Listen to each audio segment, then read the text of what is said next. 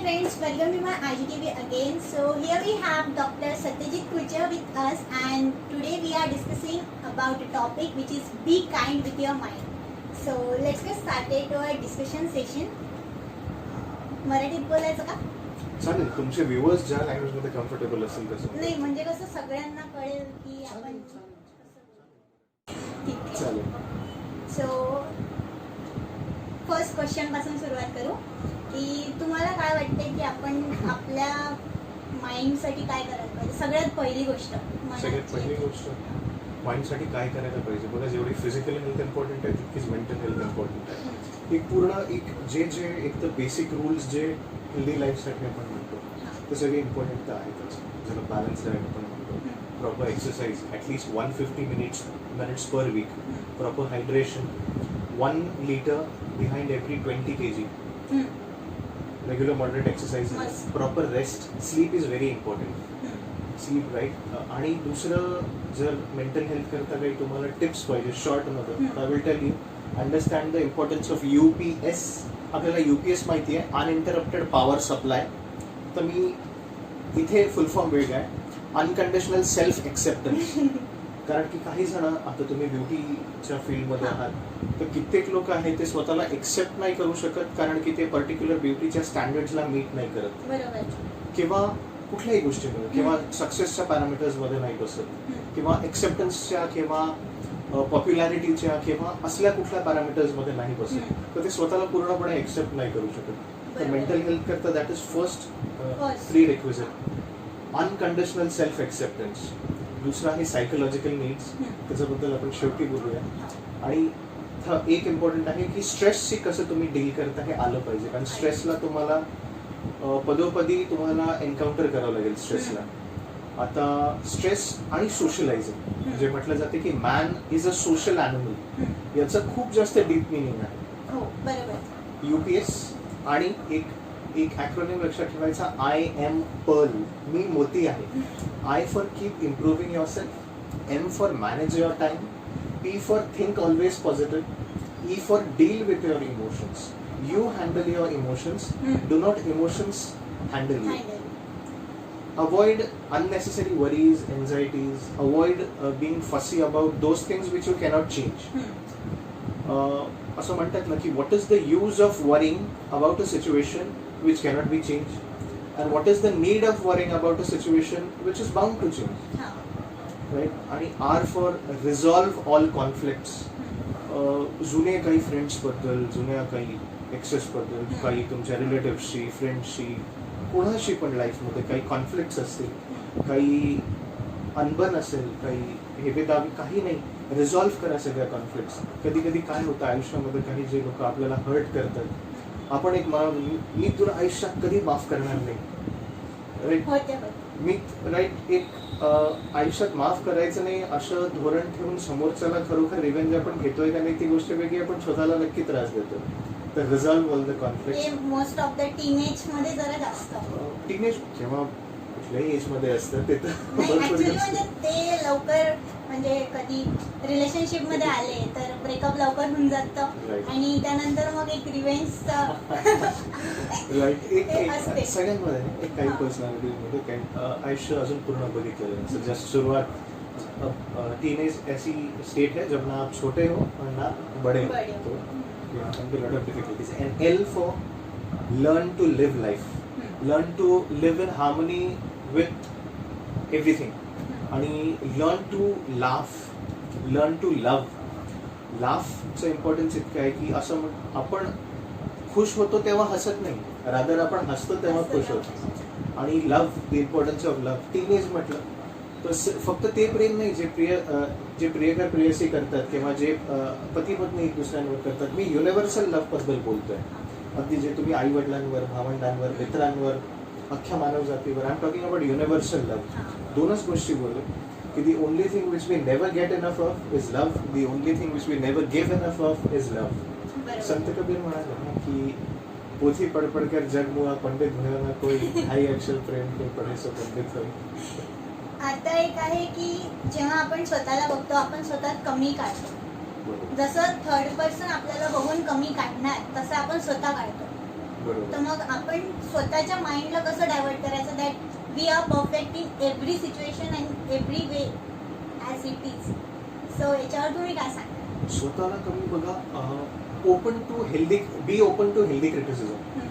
कधी कधी आपल्याला वाटतं की आपणच बेस्ट आहोत, आपणच बरोबर असतो. नाही, ओपन टू हेल्दी क्रिटिसिझम, जो निस्वार्थपणे अगदी अनबायस पद्धतीने आपल्याला सांगतोय की हे चुकत असेल तर त्याच्यातलं सत्य तुम्ही एक्सेप्ट करा. आणि कोणी फक्त ईर्ष्येपोटी, कोणाला फक्त कोणाचं सक्सेस बघवत नाही, कोणाचं बरं बघवत नाही, किंवा कधी कोणाला चांगलंच म्हणायचं. काही लोकांची टेंडन्सी असते की ते फक्त खुचपटच काढतात. त्या लोकांवर न जाता खरोखर, आणि जसं मी आपण बोललो की अनकंडिशनल एक्सेप्टन्स ऑफ सेल्फ, होऊ शकतो की तुम्ही कुठल्या पॅरामीटरमध्ये नसाल बसत, पण always be yourself, always try to be yourself and be clear about what you want in life.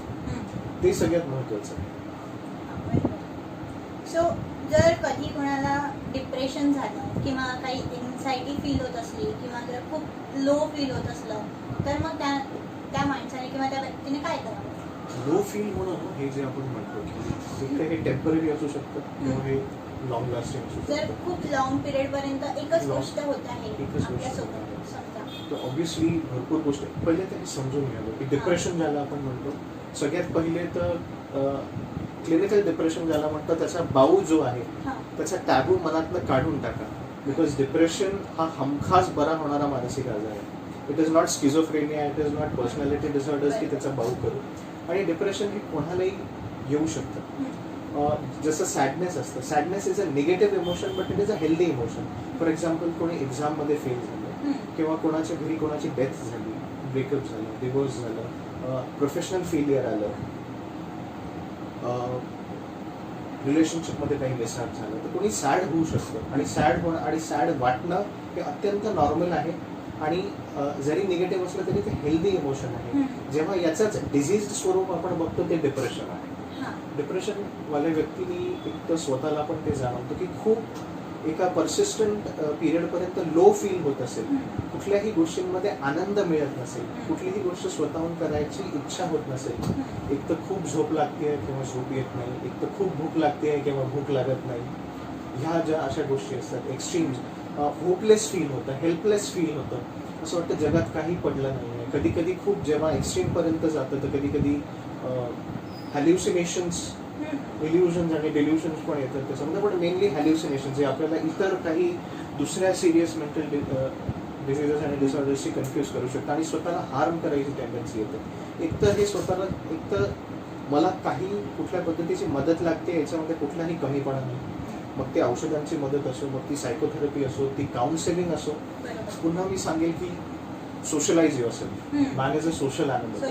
Speak out, speak your heart out and take help of your friends, your family, your professionals who love you and who can guide you. Most of the असंच होते की जसं आपल्याला कधी आजार होतो आपण डॉक्टरकडे जातो, आपल्याला सर्दी ताप होते आपण डॉक्टरकडे जातो, पण जेव्हा डिप्रेशन होतं तेव्हा लोक हेसिटेट करतात, फील करतात, म्हणजे तसं सोसायटी त्यांच्यावर तसं बर्डन आणते actually. So this has to be change. हे फार महत्त्वाचा मुद्दा मांडला तुम्ही. आम्ही जो विसरलो की जसं तुमचं शरीर आजारी पडतं तसं तुमचं मन आजारी पडू शकतं. तर त्याच्यामध्ये एवढं बाऊ करण्याची काहीही गरज नाही. बरोबर. Doctors are there to help you. Exactly. So डॉक्टरकडे प्लीज जा जर असं कधी फील होत असेल, किंवा तुमच्या फ्रेंड्सला सांगा, they will also help you. And त्याच्यानंतर किंवा आपलं मन आणि डोकं हे दोन्ही वेगळ्या वेगळ्या गोष्टी असतात. तर असं होतं की मनाचं ऐकायचं की ब्रेनचं ऐकायचं. हे बघा, याच्यावर तर बापरे किती दिवस डिस्कशन केलं तर खूप जास्त कमी पडेल. काही लोक त्याला लॉजिकल आर्ग्युमेंट देतात की तुमचं डोकं वर आहे, तुमचं हार्ट खाली आहे, म्हणजे नेहमी डोक्याचं ऐकावं. किंवा एक गोविंदाच्या फिल्ममध्ये एक डायलॉग आहे की ये दिल जो है ना वो लेफ्ट में होता है लेकिन हमेशा राइट में होता है. स्वामी विवेकानंद सुद्धा म्हणून गेले की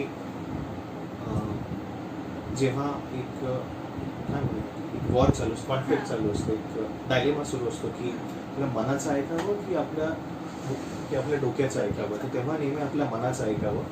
हा तर खूप मोठा प्रश्न आहे. तुम्हाला इतकं प्रॅक्टिकल राहता आलं पाहिजे की कधीही भावना शून्य व्हायचं नाही, पण इतकंही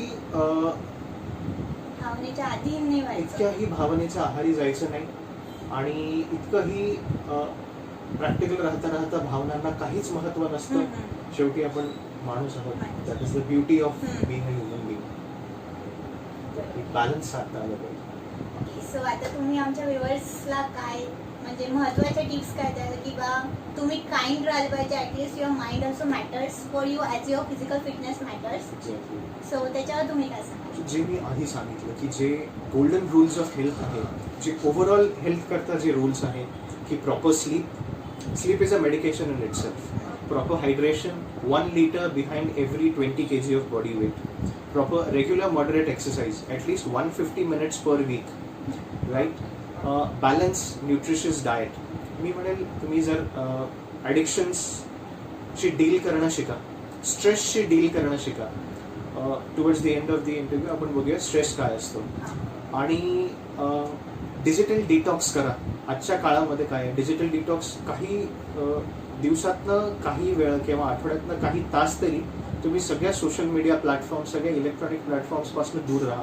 कारण त्याच्यामध्ये खूप सारी निगेटिव्हिटी, बऱ्याच वेळा खूप सारा प्रॉपगेंडा, सायकोलॉजिकल वॉरफेअर अशा गोष्टी चालवल्या जातात. तुम्ही बुक्समध्ये राहा, तुम्ही नेचरमध्ये राहा. अर्थात आता जाऊ नाही शकत आहे, पण अशा गोष्टी त्याच्यापासून तुम्ही दूर राहा. आणि काही गोष्टी आहेत, डाएटचं खूप जास्त इम्पॉर्टन्स आहे, फास्टिंगचं खूप जास्त इम्पॉर्टन्स आहे. मी म्हणेन आपल्या वेदांमध्ये असं सांगितलेलं आहे की जो माणूस फक्त 2 वेळा जेवतो त्याला उपवास करण्याचं पुण्य मिळतं. इंटरमिटंट फास्टिंगचं महत्त्व समजा, त्याचे अनेक बेनिफिट्स आहेत. आणि सगळ्यात महत्त्वाची गोष्ट म्हणजे जगणं शिका. की जे म्हणतात ना की it is a fact that so many people exist whereas only a few people know how to live. आणि जे मी सुरुवातीला सांगितलं की आय एम पर्ल, त्याचं इम्पॉर्टन्स समजून घ्या. मी पुन्हा एकदा रिपीट करतो.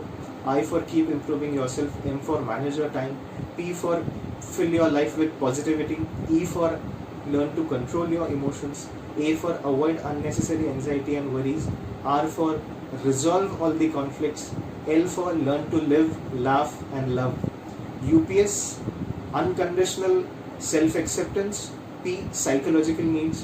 माणसाच्या सायकोलॉजिकल नीड्स काय असतात? Safety, security, self esteem, the need of someone, need to be needed by someone, आणि सगळ्यात शेवटी सेल्फ ॲक्च्युअलायझेशन.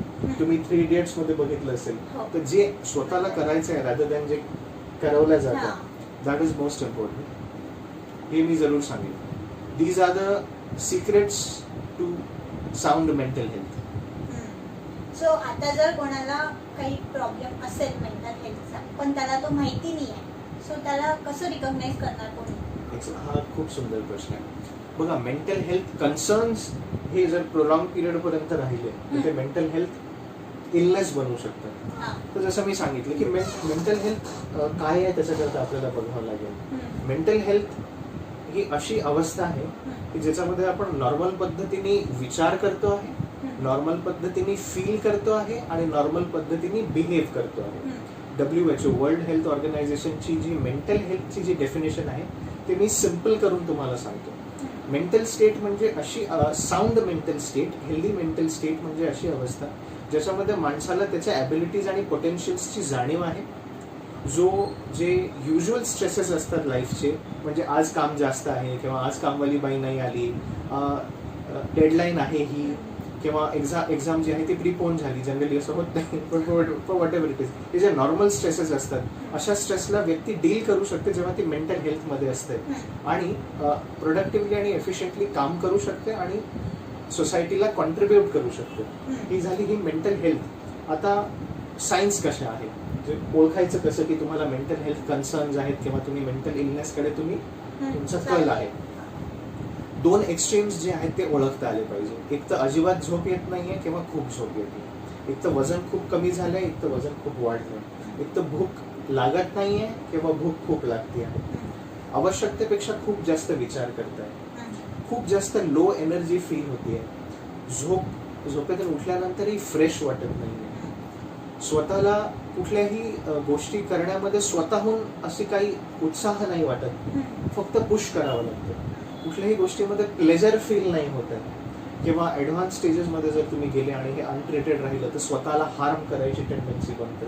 ॲडव्हान्स स्टेजेसमध्ये हॅल्युसिनेशन्स होतात आणि सुसायडल इम्पल्सेस त्या नंतरच्या गोष्टी. पण ह्या बेसिक गोष्टी आहेत त्या ओळखता आल्या पाहिजे. बरोबर. सो आता एंड करायचा की बस? ठीक आहे. सो आता एंड झाला आपला व्हिडिओ, इथेच थांबूया आपण. आणि आजचा व्हिडिओ तुम्हाला कसा वाटला हे नक्की मला कॉमेंटमध्ये कळवा. आणि त्यांनाही सुद्धा फॉलो करा, ते तुम्हाला खूप ठिकाणी गाईड करतील. So this is it. Thank you doctor. Thank you so much. Bye.